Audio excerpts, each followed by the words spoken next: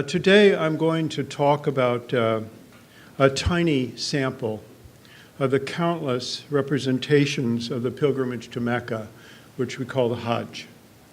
As you will see, these depictions of the journey itself, of the rites, and even the return home appear in a profusion of formats.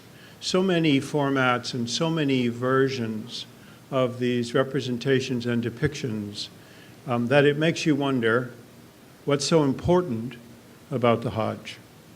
You see them in illustrated manuscripts, you see them in coastal and marine charts and maps, you see them in compasses and prayer direction finders, on Hajj certificates verifying that a person actually made the pilgrimage. You see it in pilgrim guidebooks, on ceramic tiles in mosques and in private homes and in palaces. You see these representations, particularly of the Mosque of Mecca and symbols that represent it, like the little black figure at the center of that map. Symbols that represent the city of Mecca, especially on embroidered textiles and on prayer carpets with great profusion. Later in lithography and photography, as those art forms pick up in the 19th century, vastly increased in number, these images and depictions of the pilgrimage to Mecca. So this variety and the sheer quantity of these depictions over so many centuries really begs a question, which I will try to answer for you quickly. And that is, what is the Hajj? And what's so important about it for Muslims that they would create this flood of imagery over many, many centuries in so many different styles and formats? So to begin with, the Hajj is the fifth pillar of Islam. It's a once-in-a-lifetime journey to Islam's birthplace, to its foundation, to the place where its real spirit was first inculcated.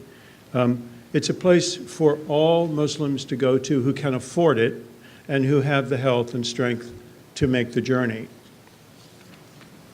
It is a required action, but Muslims don't just have to go there. They actually want to go there. In the spiritual vocabulary of being Muslim, the Hajj is the journey of journeys. It is the metaphor for life as a journey. It is embedded in the religious consciousness and in the social imagination of many different cultures that are predominantly Muslim around the world. And it's been handed down over many generations. So young people dream of going on the Hajj to Mecca just as well as do great-grandparents. Today, more people visit Mecca than ever before. The representations that we will see today go back to the 12th century, 13th century. There are certainly representations prior to that time, but not many of those have survived. During the 5-day period of the Hajj today, 3 million people come on the Hajj, pouring into a city that's really suited for about 750,000. So it's quite a crowd. And if it were not regulated, more people would come. So there's a great desire to make this journey. The Hajj is one of the two main events of the annual Muslim calendar, and it's concluded by the largest feast of the year, the Feast of Abraham. Pilgrims go to Mecca to accomplish two basic goals. They want to visit and pray together in a place where the Prophet Muhammad and his companions laid down the foundations of this faith.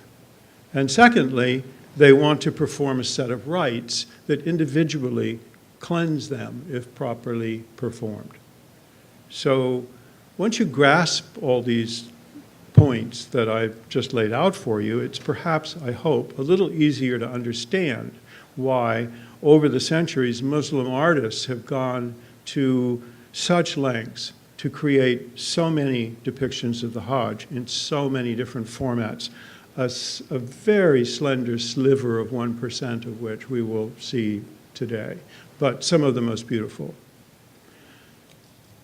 Simply put, the Hajj is something that Muslims long to see.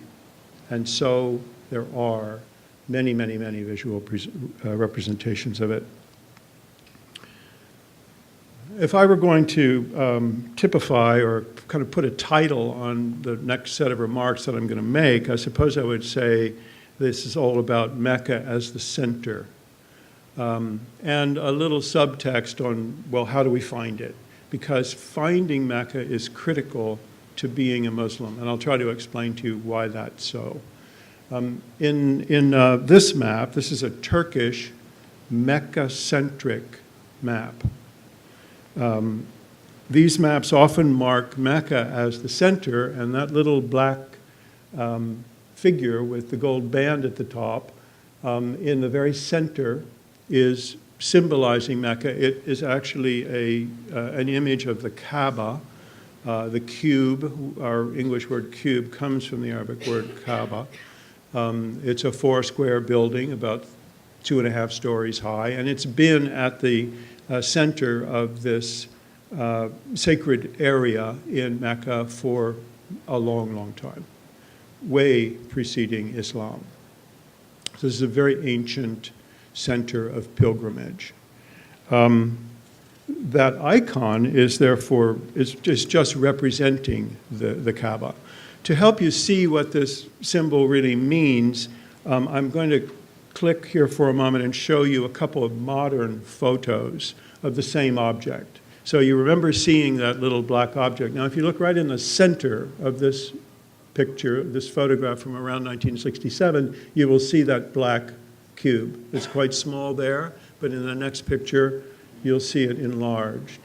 And this is more or less the way pilgrims would have seen this at the turn of the 20th century, 1909. And as you can see, the pilgrims are surrounding the Kaaba. The Kaaba marks the center of prayer. It is not a place we Muslims pray to. It marks the place where people focus their prayer. So that's a panoramic shot to begin with, and then a little bit of a close-up here of the interior. So we have asked what is the Hajj.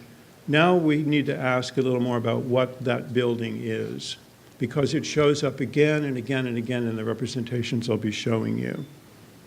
This is a building that dates in Muslim legend and in Muslim history from the days of Abraham. It marks the direction of prayer, as I've said. That is, Muslims don't pray they may pray anywhere. They don't need to be in a mosque, or they can pray in a church. They can pray any place, out in a desert. But they need to pray in a particular direction.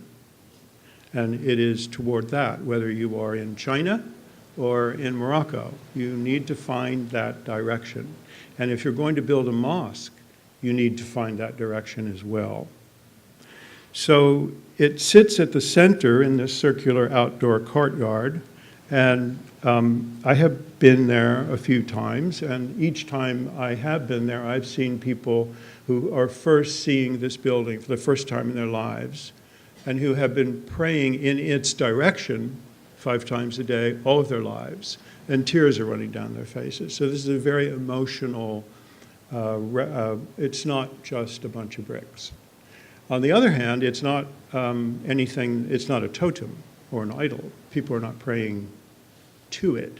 They're praying in its direction. So you have to find that direction before you can pray if you're Muslim. From the earliest times, therefore, Muslims needed maps and they needed tools to find this direction. And since Islam spread very quickly from Spain to China in a century, these tools needed to be very precise, and an immense amount of intellectual energy in the early days of Muslim and Arab culture in particular went into creating the advances in mathematics and that would allow for the finding of this point. Those advances were then applied to navigation, astronomy, medicine, optometry, and many of the scientific advances that the medieval Arab and Muslim cultures made were really out of this urge or need to be able to locate this spot without fail. I'm going to show you now a couple more maps, and we'll begin to, well, this is our original map, and now this one is, again, another Mecca-centric representation. This is kind of interesting. It was made in Tunisia, possibly for a ship's captain. It's 16th century, and it's a chart that illustrates sacred geography, I would say. If you see the lines coming off of the Kaaba, and that again is, of course, the building, it's just that there's not a three-dimensional representation of it, it's laid flat, but that's the door you can see in the side of it.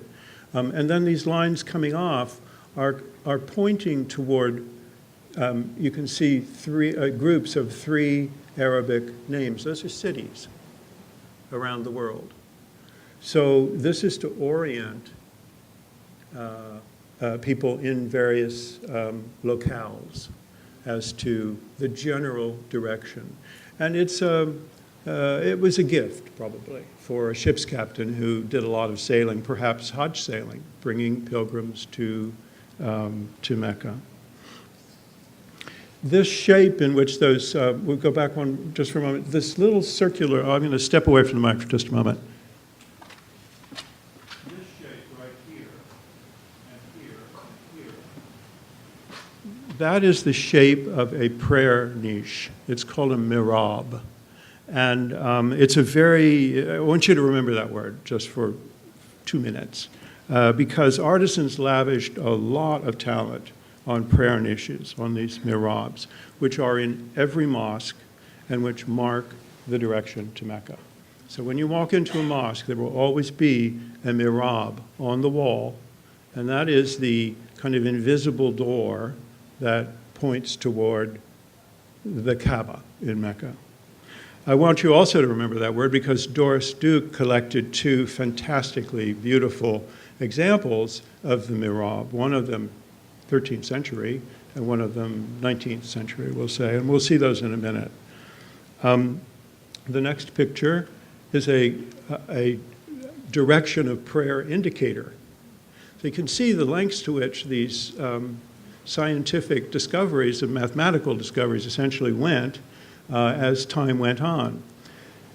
This is, so the Qibla is that's the Arabic word for direction. And this is a Qibla finder. So you can see the needle. You can see up in the top of the piece, there's a beautiful representation now of the whole mosque of Mecca with the Kaaba in the center again. And in the left-hand corner of the base of this indicator, there is a map of Europe, because this is the Ottoman Empire. And people are now wanting to know how to find Mecca from the north and from the west. This indicator was actually made by a translator attached to the Dutch legation in Istanbul and presented as a gift to the then Ottoman Sultan of those times. It's a beautiful piece of work with Baroque, Ottoman Baroque decoration around the edges, just a gorgeous thing. And very small. Another one of the same order, but a little different mechanism, not quite as charming, but it gets the job done. This one really lets you, first of all, this is a compass, so it lets you find true north. And it's only 3 by 5 inches. It's very tiny.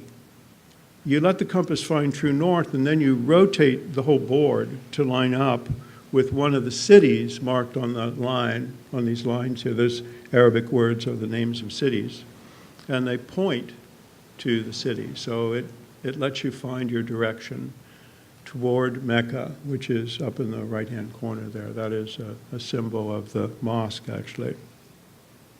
Well, inside the mosque, you don't need a compass. You just need to look for the mihrab, or the prayer niche. So remembering that last word again, every mosque is oriented so that the mosque and its prayer niche, its mihrab, are exactly lined up to Mecca, no matter where you are. Where you could be in West Africa, you could be in Uzbekistan, but that mihrab will line up and give you the mathematical direction for Mecca. There is a medieval mosque in Marrakesh in Morocco that's kind of infamous because it was knocked down. They built it on the wrong orientation by less than a degree. And it was very costly, but they immediately tore the whole thing down and reoriented it. That's how important it was to these people. The next photo is really, in some ways, kind of the crown jewel of Shangri-La. This is a monumental Persian mihrab from a tomb in Kashan. It's very large for a mihrab. This is 150 inches, 151, almost 152 inches high. It's very tall. And you can see it right on the far wall in the room if you cross the courtyard there. It's very, it's stone paste, it's molded over glaze, painted in luster. It has an underglaze in cobalt. It's extremely beautiful. You can see the turquoise work. This is probably the single most important work here. Doris Duke called it the high spot, the focal point of the home. And she thought it was as important historically as it is artistically. And part of the reason for that is that it's signed by a very famous ceramicist. This man, Abi Tabir, Kashan is a very famous place for ceramics, and all the great ceramicists from Kashan are in the Tabir family for many, many generations.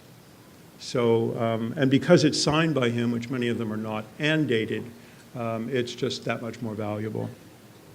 This was installed just before the attack on Pearl Harbor, and then taken down very quickly and put in the basement for 5 years, because it's so delicate, you know, this could easily break.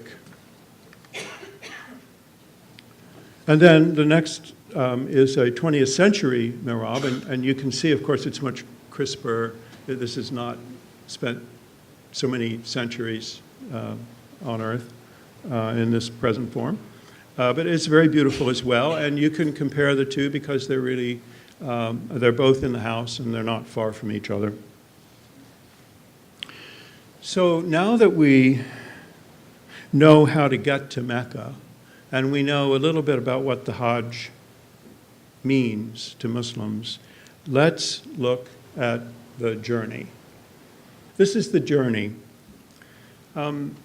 This is a very unusual and unique masterpiece of a book that was made in Baghdad, illustrating the pilgrimage. This particular page is the caravan setting out from Ramallah in Palestine.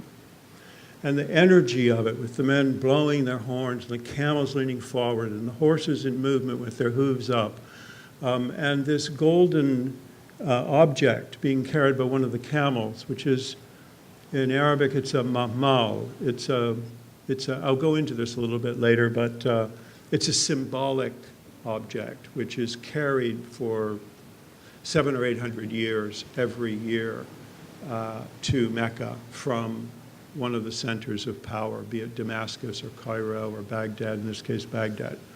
But you know, you can see the camels have expressions on their faces, let alone the people. There's just quite a lot of energy and beauty going on. And this is also a very famous set of stories that are being illustrated. There are two characters here who are meeting on the Hajj caravan, which was something that happened quite often. This was illustrated by a man named Yahya al-Wasiti. And the pilgrims are carrying banners, there's the trumpets, their drums, etc. The storyteller was a famous writer in Baghdad at this time, 13th century, and he was a real bestseller. These books were very expensive, and they were only for the elite, often the ruling class. And he boasted, as a very old man, that he had sold 700 copies of this book. So that was a bestseller in the 13th century. That was really something to get excited about. Because, of course, most people were not handling books in the Middle Ages. Books were for special collections and special gifts and special people. Just to give you a sense of the energy of this, I just slipped in a photograph here of camels moving in the other direction, but this is an image from the early 20th century in Saudi Arabia. Well, pre-Saudi Arabia, but Arabia. We can go on to the next picture. In the next picture, we have another version of the caravan. This is a Persian book from the 16th century, second book illustration. It's from a chapter called The Effects of Education. And although it's a little difficult to see it in the pictures, there are people arguing in this, and there are also people in the riding on the camels inside those boxes. You can just see the edge of one of the boxes. And then there's another one below. You can see the full form of it. That's called a shugaduf, and it's a way of keeping the sun off of people who can afford to pay for a tool to keep the sun off them. So that's an elite person in there. And the script above is a quotation of two people talking, two well-off people discussing, and they're saying, these pilgrims are always arguing. I heard someone say to the man next to him, how strange. If a pawn travels the length of a chessboard, it becomes a queen. But these travelers to Hajj on foot have crossed the desert and become worse.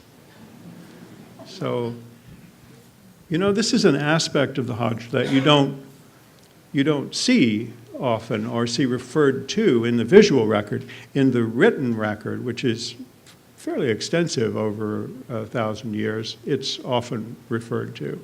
It's a lot easier to talk about than to show.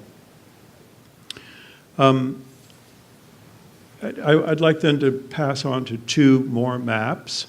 And now you're beginning to see the illustrative variety of this work. This is so different from what we just saw from Baghdad and from Iran. This is a Catalan piece, and these are probably Moroccans in the striped garments. That kind of gives it away as being North African and probably Moroccan. And these people are doing these are various pastimes on the Hajj. There's a couple of people discussing. There's someone reading. There's a lot of various things going on. People in tents, of course, keeping the sun off.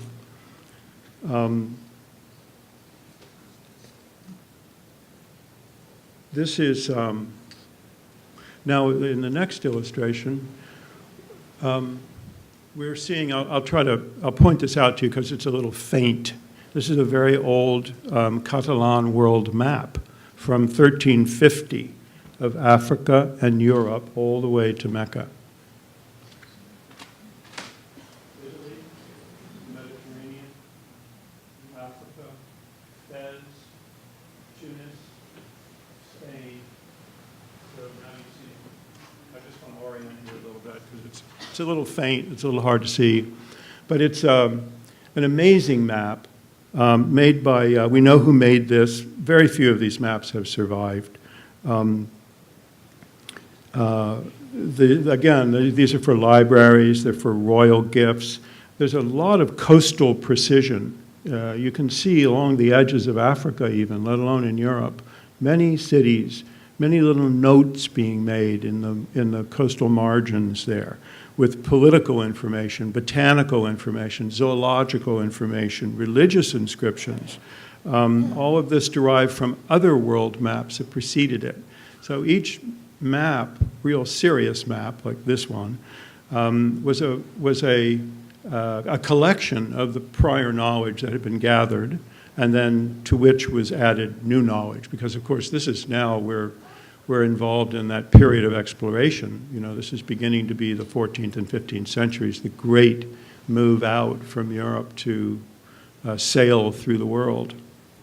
This is one of the very first Mediterranean-centered maps. You know, I had to explain to you the Mecca-centered map, but that was a common map. This was uncommon at this time. This was one of the very first ones. And the next slide is a close-up of another Catalan atlas, a full atlas, made by a Mallorcan mapmaker, Abraham Crescas, for the King of Aragon. And here you see, this is a section of Africa. We're looking at the coast of Africa up at the top.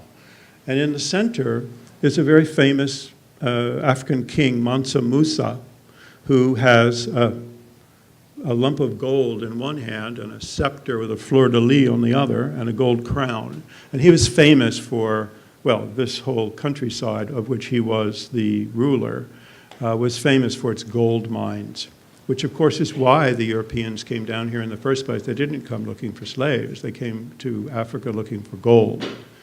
And Mansa Musa's, the story that attaches to Mansa Musa is that when he made the Hajj to Mecca and passed through Cairo with his retinue of 1,000 people and his gold on the backs of the camels, the dinar, the value of the dinar fell apart for 10 years, the Egyptian dinar, because he brought so much gold into the economy just by passing through town on his way to Mecca.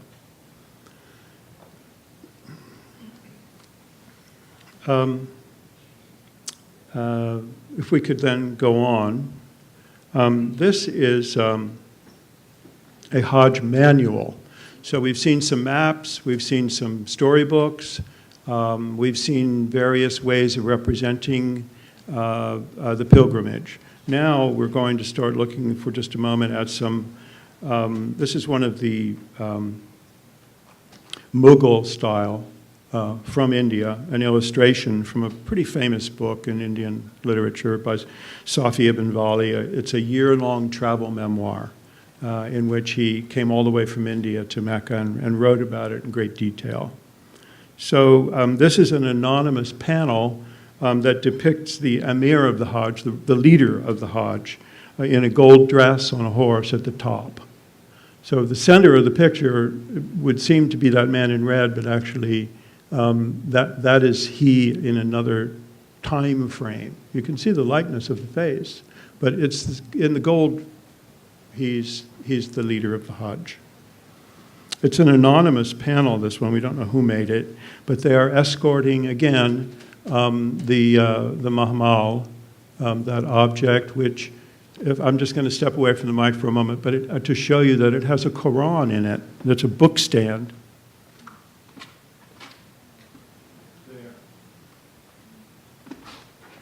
That's a book stand and the Quran sitting on it. So it's, again, a symbolic object, and I'll try to explain it a little more clearly.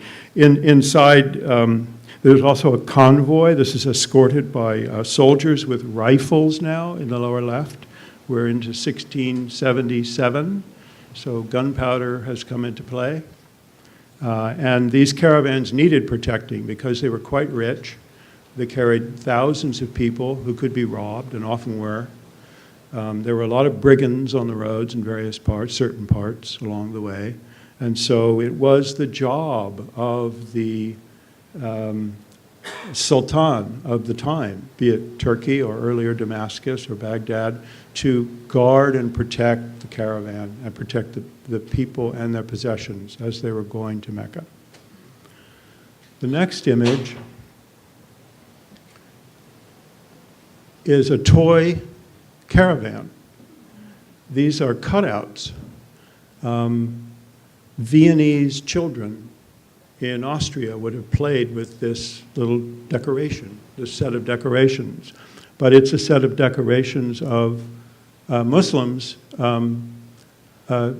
preparing to spend the night on the Hajj journey. You know, it would take 30 or 35 days to get there from Damascus and much longer from Istanbul.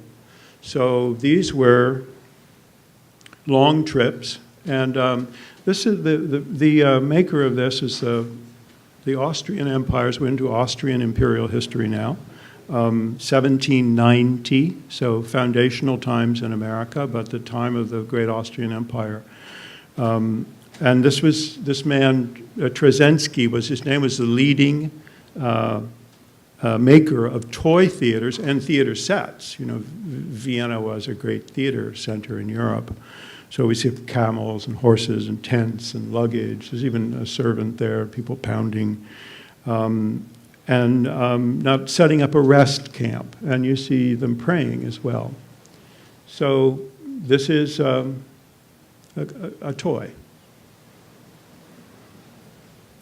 In the next photograph, this is a rather dizzy picture.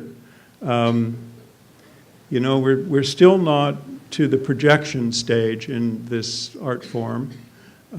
So we have ships sailing in different directions, which appear to be upside down.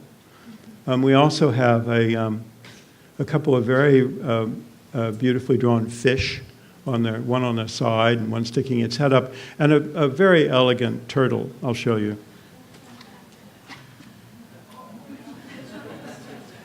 Great, huh? Great turtle. This is the Sea of Oman. The style is Gujarati Indian. It's 1678. We know the date. And these are dhows. These are ocean-going dhows loaded with pilgrims coming from India across the Arabian Sea on their way to the Red Sea and to Jeddah. The smaller boats are probably guiding them, which was the case. That's how it was done. And you see sailors very busy on the deck with sails and so on, fish, turtles, you know. At this time, about 15,000 Indians, Muslims from India, made the pilgrimage to Mecca every year. A very large number of people to be on the road. You know, no Indian leader or ruler ever made the Hajj until 1856. It was just too dangerous. But thousands of people, common people, made the Hajj every year. People of faith made the Hajj. The next one is the pilot's chart. I'm trying to give you a little bit of the oceanic feel here of the travel, because it wasn't all on camels and overland. Many pilgrims came by sea. And this is a pilot's chart. This is actually quite accurate in a certain way. It may not immediately look it, but this is the Gulf of Aden and the Red Sea, probably drawn by a pilot or a captain. It's very accurate as to islands, where they are located.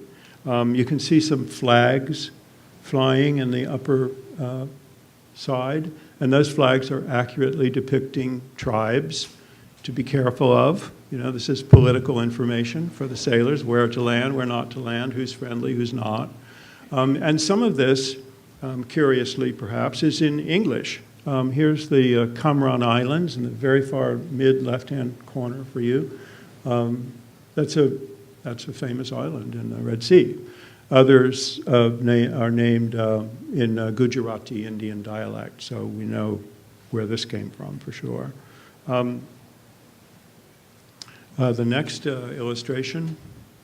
This is a watercolor from a Persian book. This is an illustration, 18th century, and it is, you see the Kaaba in the middle, right? This is the entire mosque with all of its attendant points for the rites of the pilgrimage included inside the mosque. Those are minarets, some of them upside down. You know, we're not at a place where we're doing 3 dimensions. It's a flat depiction, but it's full of information, and you can see writing to tell people, this is the well of Zamzam. This is the route between Safa and Marwa, the 2 hills that you must run between 7 times. These are various ritual spots where a pilgrim knows he or she must go to perform this step of the pilgrimage. It's all done in order over a period of 5 days. So all of these schematized depictions of the sanctuary at Mecca, although this is an 18th century one, have their origins in prototypes that go back at least to the 1200s. Probably much earlier. It's just what we have goes back that far. And the very first of these prototypes that we have in hand are, in the next photograph, I'll show you two of them. This is a Hajj certificate. This is very old. It's belonging to an Iraqi woman. Her name is on it. Her name was Maimuna al-Zardali. She performed the pilgrimage, and each of these squares tells you something that she did on the pilgrimage. It's like a checklist, a certified checklist authenticating her performance of different rituals in the Hajj. So here she has circled the Kaaba 7 times. That's the second one. The one at the bottom, that's a symbol of the Prophet Muhammad's sandal. It means she went to Medina, where the Prophet Muhammad is buried. So each of these little squares is a little validation to say that Maimuna did this. And these certificates were issued. The guide would affirm that this was done, and then there would be artists, many of them from India, whom you paid a little something, and they made your certificate for you, and you took it home, and you could proudly show it and pass it on to your ancestors, which was often done, which is how we have this one. Next is this is another Hajj certificate from the 17th century. This is a little later and has more of an Indian influence and was definitely made in Mecca. And these, let me just point out to you, these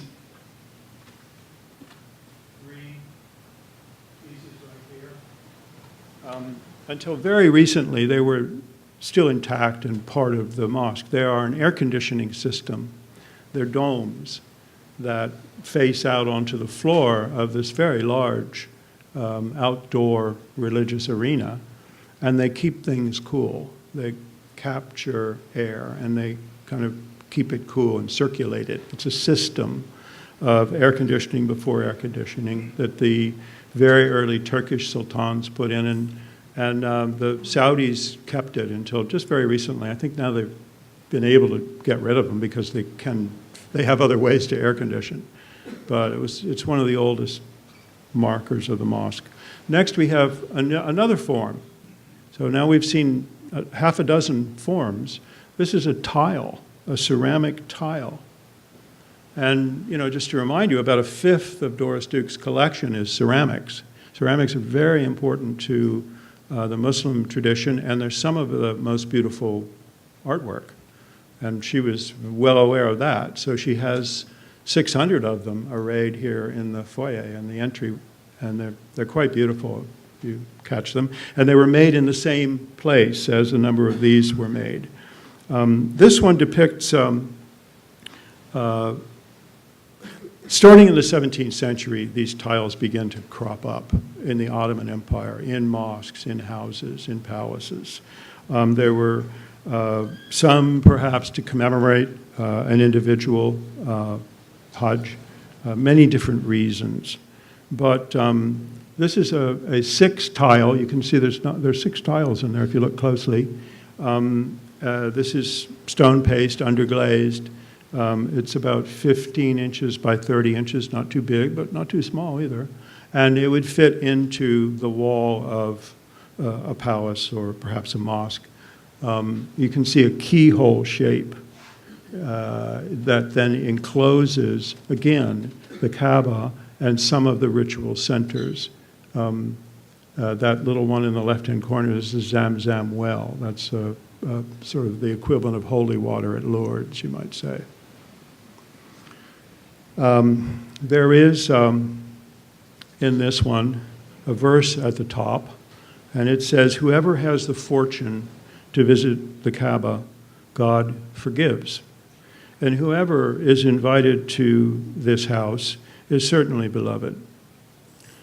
So here, the poet is presenting the Hajj not as a requirement, but as a piece of good fortune, not as a strict religious duty. And he says that he uses the word invitation as though the pilgrim were a guest being invited to a special place, which is very, it's reflected in common terminology today. If you go to Mecca, you hear pilgrims often referred to as the guests of God. That's how people who live in Mecca talk about them. He or she is a guest of God. So this idea of being invited and of this being a happy turn of fate rather than a religious requirement is important to the tradition of the Hajj. When in mosques, these tiles would always be facing Mecca. They would be next to the mihrab, right? So kind of reinforcing the direction of prayer. There are also tiles for Medina, where many pilgrims also went, but they are not in that position. They'll be somewhere else in the mosque. So the purposes vary. There's a lot of conjecture among art historians, and nobody's sure because these tiles don't talk. They say what they have to say. They do teach perhaps future pilgrims a little bit of what to do.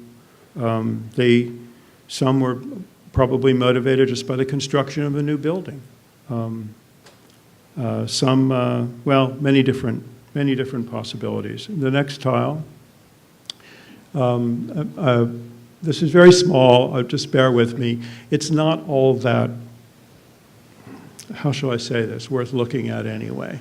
It's badly assembled for tile, but it was made in Iznik, which is one of the real centers of Turkey, and where many of Doris Duke's ceramic tiles are from. And if you want to see good versions, beautiful versions of Iznik tiles, right across the way.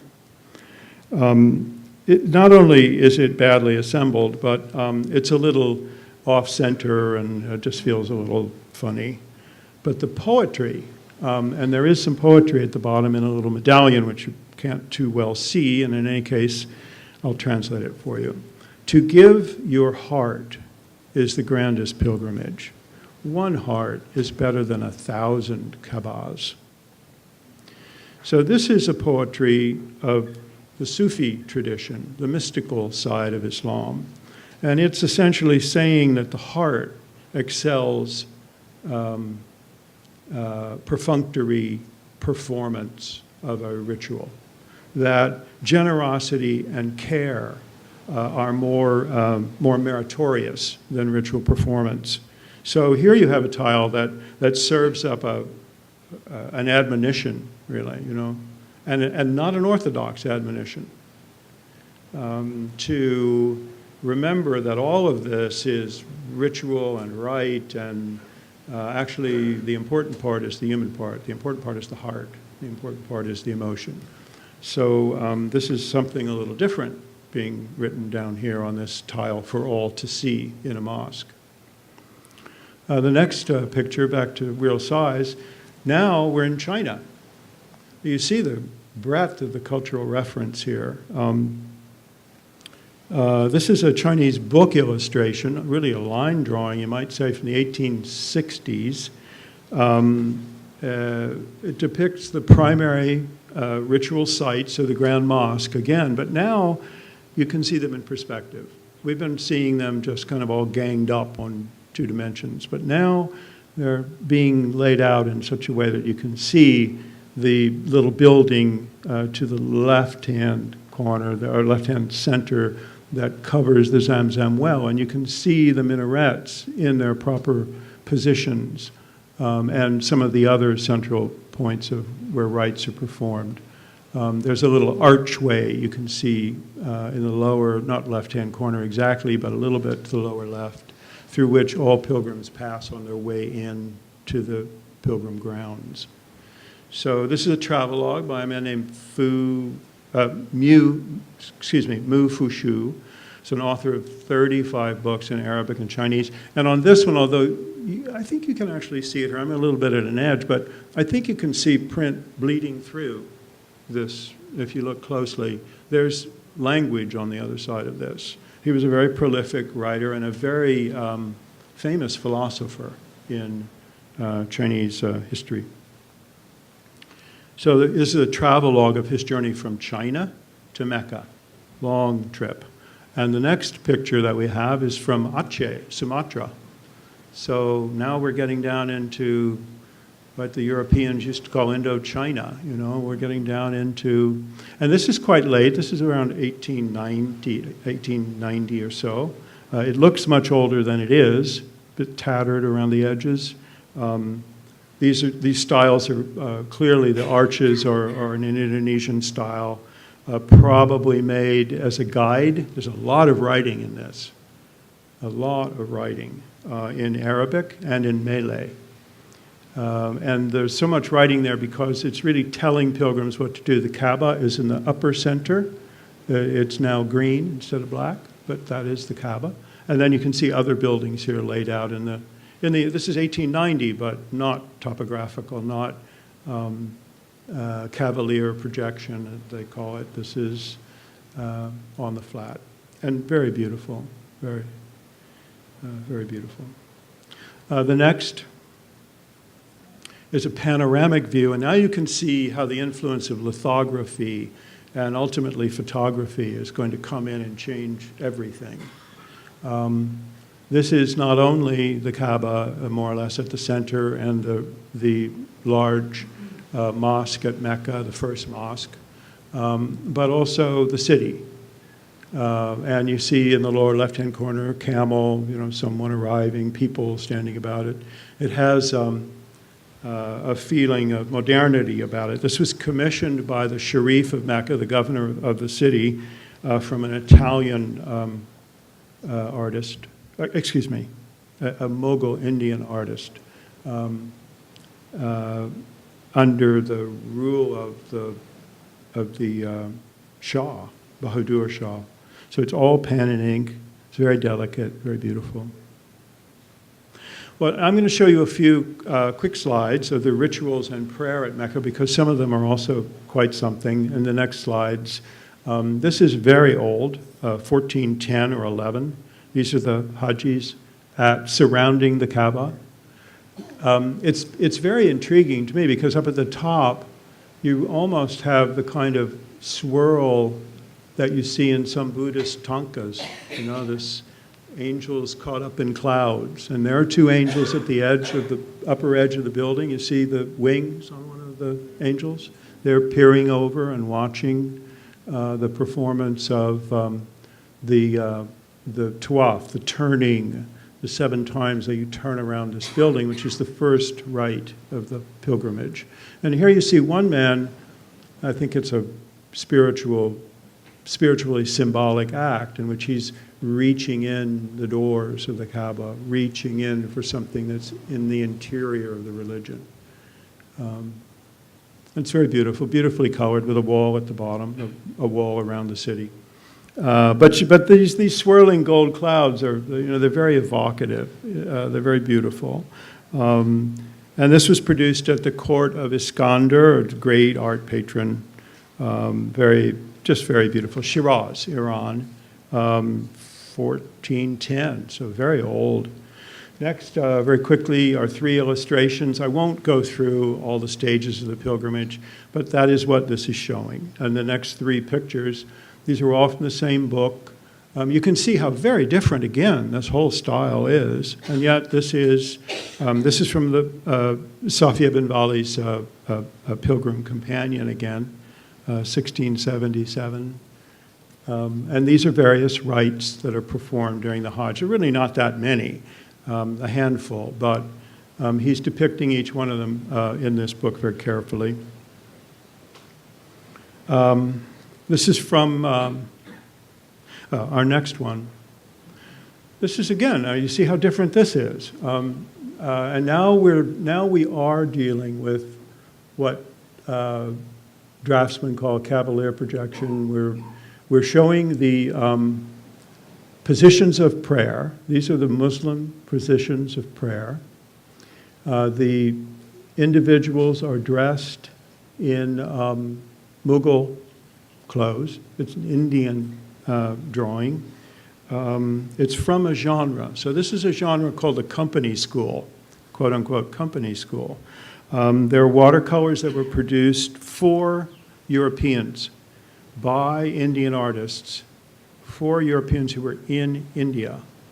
So the military class, the elite owners of the factories and the companies that were beginning to take over India and create trade routes for its cotton and all of its goods. So this is a mixing of traditional Indian and European styles.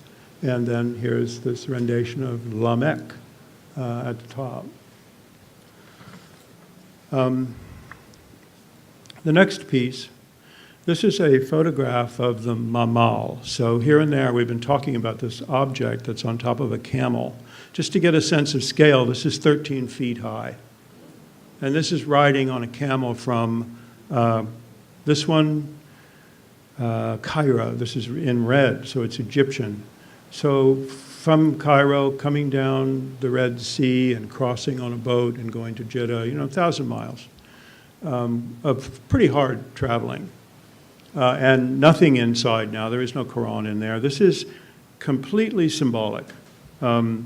This is wood frame. It's made to fit on a camel. The first one we know of dates from the representation that we saw in the very beginning of one on a camel in a book from 1230 something, but obviously must have been much earlier than that. This is in red silk, gold, silver thread, 1867. It was made in Cairo. This is a highly charged political symbol. That's what the mahmal is.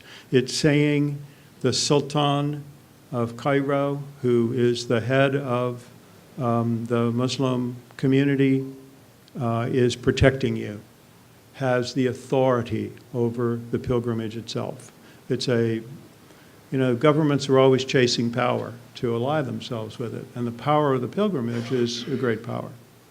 So they want to be a part of it, they want to protect it, they want people to be thankful to them for getting them there safely and coming back home again. Just one aside, these caravans, wherever they came from, Damascus, Baghdad, Cairo, Istanbul were the four main ones over time. They were enormous affairs. They included tens of thousands of people. There were large numbers of soldiers attending them as well, some of them European adventurer soldiers and mercenaries. They were so long they might take days to leave the city.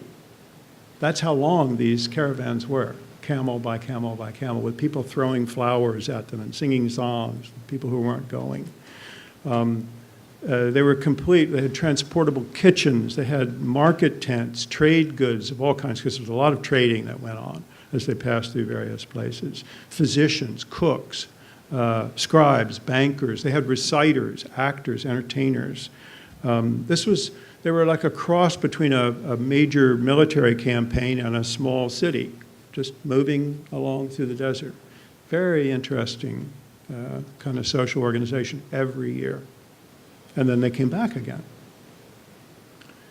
The next picture, this is one of my favorite pictures. This is a mule, Turkish mule of great character, I think, with the mahmal on his back. So, the mule who carries some presents to Mecca. And the next picture. Here is the mahmal arriving. Let's see, the Egyptian and the Syrian mahmals and the Mohammedan pilgrims at Mount Arafat. This is one of the ritual grounds of the Hajj, Mount Arafat. In fact, the big one. So here you see pilgrims of many different types and descriptions in the front rows, and then on the other side, the same mahmal in a different arrangement with some dignitaries surrounding it. A lot of dignitaries involved with this, a lot of symbolic attendance. Now we're going to switch quickly, and we're going to move a little more quickly because I don't want to take up much more time. But we're able to move quickly because we're going to switch now to photography. Here is the mahmal being guarded by Ottoman soldiers in Cairo. And in the next picture, here is the mahmal being paraded the same year, the same mahmal, in Mecca. So it's arrived. And the people have surrounded it now, and there's a great festival going on because it has appeared. Here again is our original picture of the Kaaba, just to give you a sense of where everything is tending. This was taken by a Moroccan doctor, a Meccan doctor and dentist named Abdel Ghaffar in 1908. He was a trained physician, and he trained himself to be quite a good photographer. And these are some of the first images that we have, photographic images that we have of what Mecca looked like then. It's utterly transformed now. It doesn't look anything like that, although the Kaaba is still there. But these buildings in the hills, they're all gone. So the next picture. This is a picture by a very talented, multifariously talented woman named Gertrude Bell, who, among other things, established the country of Iraq pretty single-handedly. She was an amazing, intrepid traveler and linguist. And this is a photograph that she took. And if you look up top here, you see this decoration? It looks as if it would be a carpet, but it's on the side of the wall, and these walls are 30 feet high. And the floor is pounded gypsum. This photograph does it justice, but I couldn't reproduce it to do justice. But it's very bright, pounded gypsum. And this is how I would say not the rulers, but the more well-off Arabian elite lived. She came in here and had tea, and they treated her to this and talked to her about that. And, you know, she knew about 18 dialects of Arabic. She was very intrepid and a good photographer. She taught herself photography. Next picture. This is how pilgrims traveled for centuries. This is a picture taken in 1920. So this is how they were still doing it. And I'll just point something out. I'm going to leave the mic for a moment.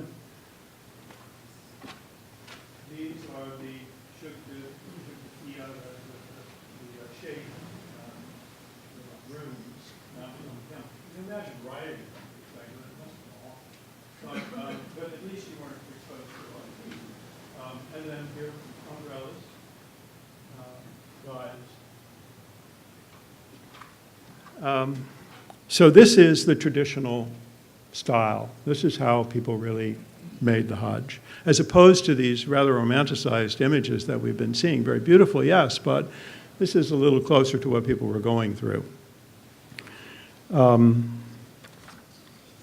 Next picture. And this is what happened when the car arrived. It was a very big problem for a while. This is a much more beautiful photograph than I was able to reproduce by a man named Holt, H-O-L-T. Obviously this car is stalled at Al Jawaf. Most of these early photographs that we've been looking at were taken under conditions of extreme hardship. This is a very difficult landscape. Arabia becomes tougher as you go along. It's a serious desert. And for tens of thousands of people to cross it every year was a pretty amazing fact. Next picture. This is a Hajj steamer. These are the boats, many of them old, that brought pilgrims to Mecca from as far away as Indonesia, Indochina, as they called it then. Joseph Conrad has, our best door into what it was like to be one of these people on a boat ride that long is Lord Jim, Joseph Conrad's novel, which opens with a description of the pilgrims coming down onto the boat in the hundreds from out of the jungles. It's a beautiful, Conrad's mantra was, "I want to make you see." So very, very much like these pictures that we've been seeing today, that he wanted you to see what this was like, and he really paints an amazing picture of it. Lord Jim, I won't read it, it's too long, but. And now for a little more photography, but of a very different order. I would call this the beautiful exotic school. And there are a number of photographers who excel in this area in the last 20 years. But this man is the best, and he is Japanese. He's a Muslim. He's Japanese. His name is Kazuyoshi no Machi, and he issued an entire book of these photographs in the late 90s that are just spellbinding. They're so beautiful. You can show a few more of them. This is the mosque as we know it today. There is the Kaaba. There's a stairwell. I'll just step away from the mic for a moment. This is the stairway down to the Zamzam well. This is probably it's the evening prayer for sure. And it's one of the most packed days of the year. It's not always right. But you can get, this is a building into which currently you can fit 1.1 million people. So, and they do. And when the prayer is actually being performed, you can hear a pin drop. You can hear the cloth rustling. You know, it's really quite something. In any case, there are more of his. This is a single. You know, there's this sense of great crowds, but really this is an individual experience. It is one person, 1 million times. So this is really, that's a sight you will often see. These are another Nomachi photograph. These are pilgrims hurrying to the evening prayer. The call to prayer is called, and then 10 minutes later, the prayer starts, or so. So when you hear that call, you speed up, because you want to try to be in the mosque. This is the marble floor outside of the mosque. And here they are praying. Again, the evening prayer. These reproductions that I've been able to make don't do justice to the beauty of Nomachi's photography, but they give you a sense of his proportions and his style. And again, these are women from Indonesia. Beautiful configuration. And again, a single Nigerian praying at the Prophet's tomb. And these are the Saudi craftsmen making the calligraphy, which goes on top of this huge silk, weighs a couple of tons, the silk cover that goes on top of the Kaaba. Every year it's changed out. So every year they make this with, I don't know what it costs, but that's all gold thread, so it costs a lot. And these are quotations from the Quran. There it is in place, part of it, that's hanging over the gold doors. There's actually not much inside the Kaaba. It's not meant to have anything in it. There's just a little decoration. It's not meaningful what's inside it at all, but it has doors, so it has a face, so it has a front. And those are pilgrims clinging to the door in various states of, I don't know what. And there is a little further away, you can see them again, and there's all the calligraphy at the top. And these are quotes from the Quran having to do with Mecca. This is the first house of God built at the city of Mecca. He who comes here, he or she who comes here will have peace, etc. I'd like to go on now. There's a wonderful woman photographer, Rima Al-Faisal, who has taken the very opposite type of photography and really captures the spirit of the kinds of faces and figures that you do see when you're just walking around in Mecca. This is something you would see, but look at the form that this man is. He's a very elderly man from India, Pakistan, Kashmir, something like that. In the airport. This is the airport, and these are imitations of, they are canvas, but they're meant to be kind of imitations of the old pair of tents inside the largest airport in the world. And they can be moved back and over to the red area or to dark and suns to the tent. But yeah, you see all of this technological wonder and it's a wonderful mixed-up world. Next picture. This is I would say, Nigerian woman. Just a wonderful spirit. Look at her, she's just full of energy. And these are just two photographs, a Haji, the male is Haji, and a Hajjah, When you finish the pilgrimage, you take on an honorific title. Everyone who meets you is free to call you Hajjah or Haji, and then your name. And it's a recognition of the fact that you've gone to this trouble, made this effort, and touched home base in a certain way. And the next photograph, when you come home, and now I'm going to show you a few pieces of art about coming home. This represents, and there are 3 or 4 of them, so you'll get a feel for it. This represents thousands of paintings of this type, very naive in a certain sense, folk art in a certain sense, capturing the return of the pilgrims, because this is a big moment for the whole family who have not gone, for the whole family who have gone, for the city and the town and the village. It's all these different ways this can work. But here, in this case, one person is being welcomed by his family. They have gone to the trouble to pay a couple of musicians to play the tambourine and the flute. And the man in white is the returning pilgrim.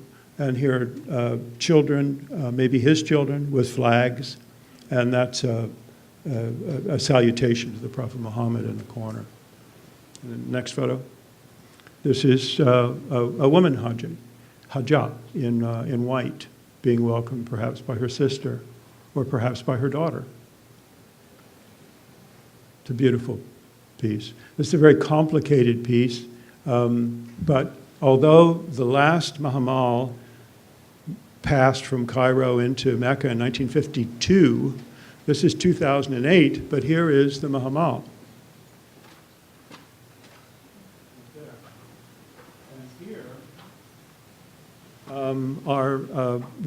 That is an ancient panel of Egyptian pyramidal art. So, the Egyptians aren't about forgetting anything. They've included the pyramids in there. This is all about coming to this is a pilgrim with an umbrella. Remember the umbrellas we saw? Here is the Kaaba. Here are the musicians welcoming the pilgrims home. There are a couple of real people. I'm not sure what these guys are doing down here. I'm not sure. This person is playing horsemen, etc. So this is a painted house in a village between Luxor and Aswan. And then we'll just move on 3 more slides. This is, many pilgrims, 95% of pilgrims now fly. So, and that's a monogram of the Prophet Muhammad there in big letters. Then the next is, now this is very modern. This is a museum piece, really. 144 cubes with prayers sandblasted into them, polished highly and then sandblasted. And they take up a footprint that is the equivalent of the footprint of the Kaaba. And these were displayed in London by a young Arab Muslim artist a couple of years ago. They're an echo of an earlier piece by a famous sculptor named Carl Andre. This is by a man named Idris Shah, Birmingham sculptor. Another one.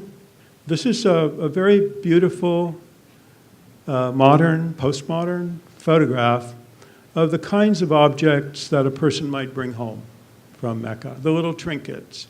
Everybody who knows you expects a little something. You've come back from something really important. And shopping is a big deal, And the Meccans are really ready for you. They do probably 9/10 of their business, in this 3-week period.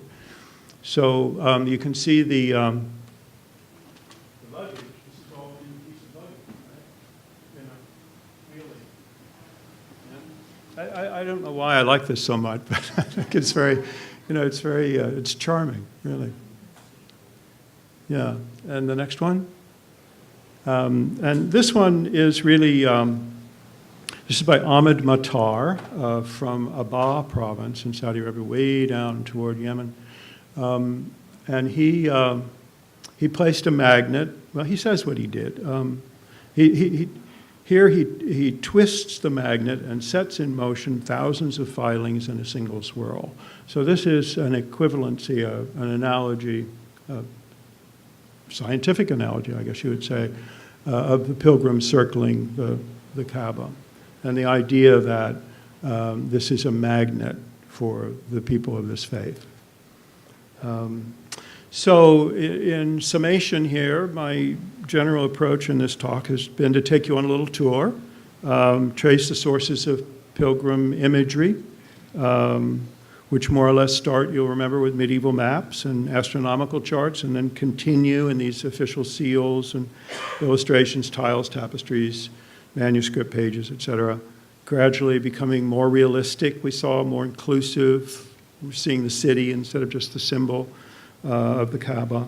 And ending with the photographic record, which starts in the 19th century and is kind of an accident of science, but which winds up providing inadvertently a record, a very precious historical record of a way of life and of a city that has been utterly transformed by a modern political regime, a modern ruling regime, and modern needs of millions of people pouring into these cities. So the photographs, even those that are very mundane, wind up being very valuable in that sense.